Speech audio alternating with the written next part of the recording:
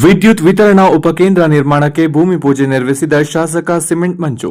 ಆಲೂರು ತಾಲೂಕಿನ ಪಾಳ್ಯ ವ್ಯಾಪ್ತಿಯಲ್ಲಿ ಆಲೂರು ಕಟ್ಟೆಯ ಸಕಲೇಶಪುರ ವಿಧಾನಸಭಾ ಕ್ಷೇತ್ರದ ಶಾಸಕ ಶ್ರೀಯುತ ಸಿಮೆಂಟ್ ಮಂಜು ಅವರು ಆಲೂರು ತಾಲೂಕಿನ ಜನತೆಯ ಕನಸಾಗಿದ್ದ ಬಹುದಶಕಗಳ ಬೇಡಿಕೆಯಾಗಿದ್ದ ವಿದ್ಯುತ್ ವಿತರಣಾ ಉಪಕೇಂದ್ರ ನಿರ್ಮಾಣ ಕಾಮಗಾರಿಗೆ ಇಂದು ಪಾಳ್ಯ ಗ್ರಾಮ ಪಂಚಾಯತಿ ವ್ಯಾಪ್ತಿಯಲ್ಲಿ ಬರುವಂತಹ ದಾನಿಹಳ್ಳಿ ಗ್ರಾಮದಲ್ಲಿ ಭೂಮಿ ಪೂಜೆಯನ್ನು ನೆರವೇರಿಸಲಾಯಿತು.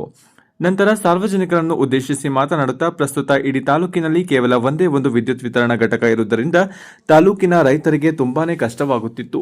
ಮಳೆ ಬಂದರೆ ಸಾಕು, ಮರಗಳು ಬಿದ್ದರೆ 2 ದಿನವಾದರೂ ವಿದ್ಯುತ್ ಕಡಿತವಾಗುತ್ತಿತ್ತು. ಆದುದರಿಂದ ಸಾರ್ವಜನಿಕರಿಗೆ, ರೈತರಿಗೆ ತೊಂದರೆಯಾಗುತ್ತಿತ್ತು. ಆದ್ದರಿಂದ ರೈತರ ಸಂಕಷ್ಟವನ್ನು ಅರ್ಥ ಮಾಡಿಕೊಂಡ ಇನ್ನೊಂದು ವಿತರಣಾ ಉಪಕೇಂದ್ರ ಬೇಕು ಎನ್ನುವ ದೃಷ್ಟಿಯಿಂದ ಸಾರ್ವಜನಿಕರ ಕುಂದುಕೊರತೆಗಳನ್ನು ಹೋಗಲಾಡಿಸುವ ಸಲುವಾಗಿ ತನ್ನ ಸತತ ಪ್ರಯತ್ನದಿಂದ 17,52,00,000 ರು ವೆಚ್ಚದಲ್ಲಿ ನೂತನವಾಗಿ ವಿದ್ಯುತ್ ವಿತರಣಾ ಉಪಕೇಂದ್ರ ಮಂಜೂರಾಗಿದ್ದು, ರೈತರು ಮತ್ತು ತಾಲೂಕಿನ ಜನತೆಗೆ ಬಹಳ ಅನುಕೂಲವಾಗಿದೆ ಎಂದು ಹೇಳಿದರು. ಇದೇ ವೇಳೆ ಸಾರ್ವಜನಿಕರ ಕುಂದುಕೊರತೆಗಳನ್ನು ಆಲಿಸಿ ಅಹವಾಲು ಸ್ವೀಕರಿಸಿದರು. ಈ ಸಂದರ್ಭದಲ್ಲಿ ಸಂಬಂಧಪಟ್ಟ ಅಧಿಕಾರಿಗಳು ಮತ್ತು ಸ್ಥಳೀಯ ಮುಖಂಡರು ಹಾಗೂ ಸಾರ್ವಜನಿಕರು ಉಪಸ್ಥಿತರಿದ್ದರು. ವರದಿ ಶಾಂತ ನಿಲುವಾಗಿಲು.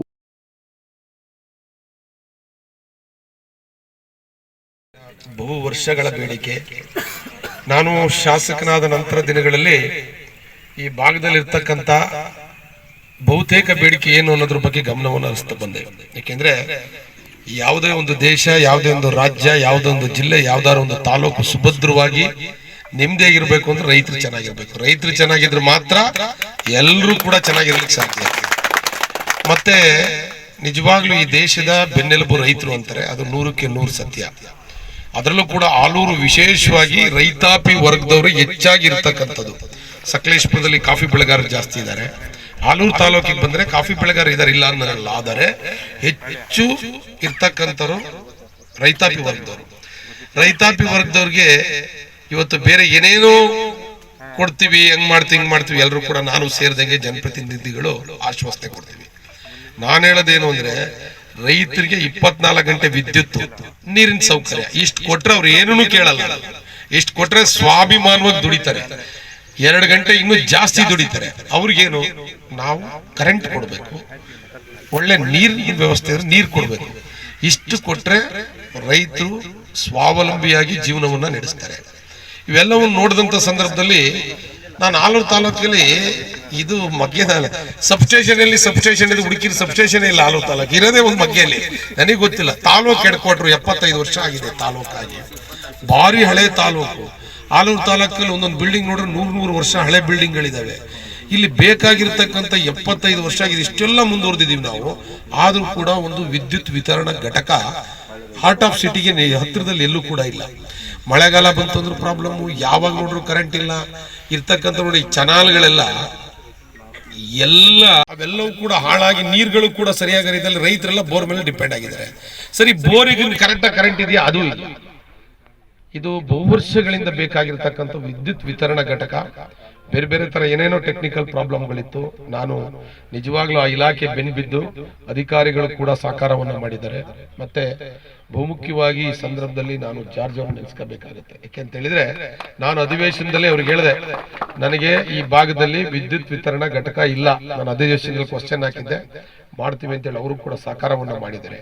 ನಮ್ಮೆಲ್ಲರ ಉದ್ದೇಶ ಏನು ಅಂತ ಹೇಳಿದ್ರೆ, ರೈತರು ನೆಮ್ಮದಿಯಾಗಿ ದುಡಿಯಕ್ಕಿರ್ಬೇಕು. ಫಸ್ಟ್ ಅದನ್ನ ನಾವು ಮಾಡ್ಕೊಳ್ಬೇಕು. ಆಗ ಮಾತ್ರ ನಾವು ಜನಪ್ರತಿನಿಧಿ ಆಗಿದ್ದಕ್ಕೆ ಅಥವಾ ಯಾವ್ದಾದ್ರು ಒಂದು ಸರ್ಕಾರಿ ಅಧಿಕಾರಿಗಳಕ್ಕೆ ಸಾರ್ಥಕ ಆಗುತ್ತೆ. ಈ ಒಂದು ಸುಂದರ ಕಾರ್ಯಕ್ರಮ, ಬಹು ದಿನಗಳ ಕನಸು.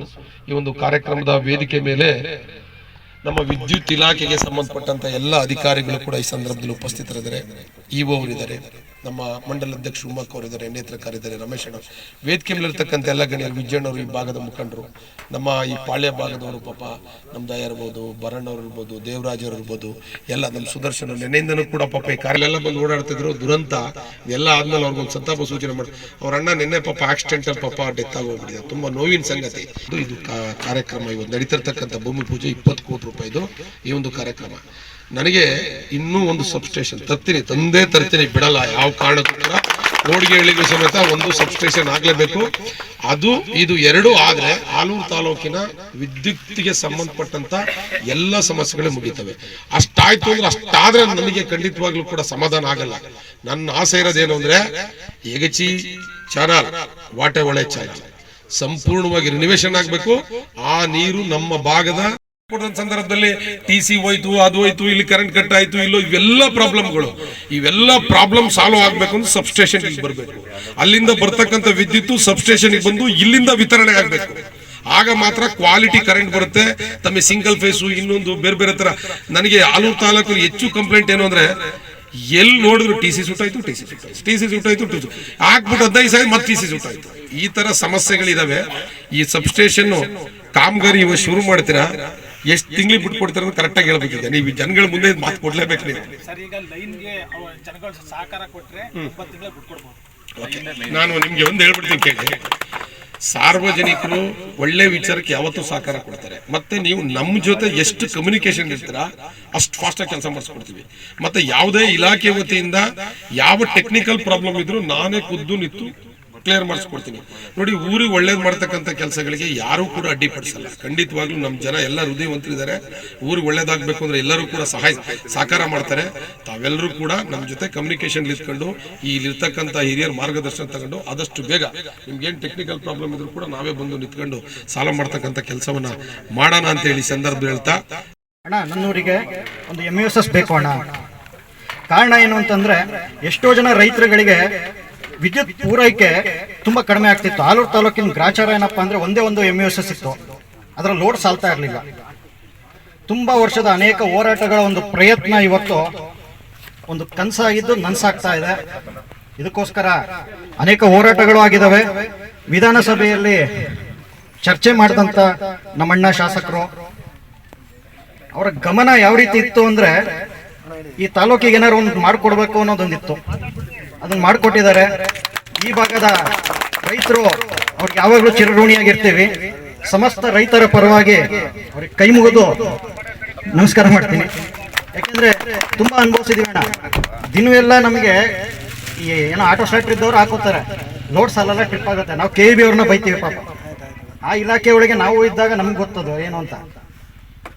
ಇವತ್ತೇನಾಗುತ್ತೆ ಅಂದ್ರೆ, ಇನ್ನೊಂದು 1.5-2 ವರ್ಷ ನಾವು ಕಷ್ಟಪಟ್ಟಿದ್ದಕ್ಕೆ ನನ್ಸಾಗತ್ತೆ. ಸಂಪೂರ್ಣವಾಗಿ 24x7 ನಮಗೆ ಕರೆಂಟ್ ಇರುತ್ತೆ. 66/11 kV ಆಗ್ತಾ ಇರೋದಂತೂ ಇಲ್ಲೊಂದು 10-15 ಜನಕ್ಕೆ ಕೆಲಸನೂ ಕೂಡ ಸಿಗುತ್ತೆ. ಅನ್ನದಾತರಿಗೂ ಉದ್ಯೋಗ ಮತ್ತು ಕೆಲಸ ತಗೊಳ್ಳೋರಿಗೂ ಉದ್ಯೋಗ ಇದೆ.